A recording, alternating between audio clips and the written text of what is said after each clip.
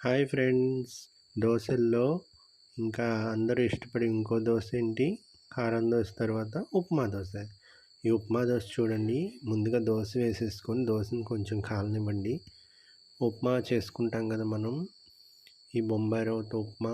ఈ విధంగా డైరెక్ట్గా ఉప్మాని మనం ఈ విధంగా దోశ పైన వేసి ఈ విధంగా అంతా పేర్చుకోవాలి. చూడండి, కాలుతుంది దోశ.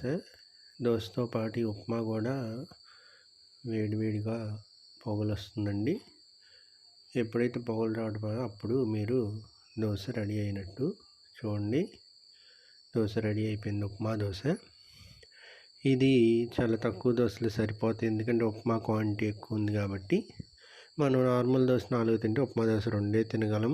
చూడండి, ఇది చట్నీ నంచుకోవచ్చు లేదా డైరెక్ట్గా తినచ్చు. చాలా టేస్టీగా ఉంటుంది. ఉప్మా రుచి కూడా బాగుంటుంది.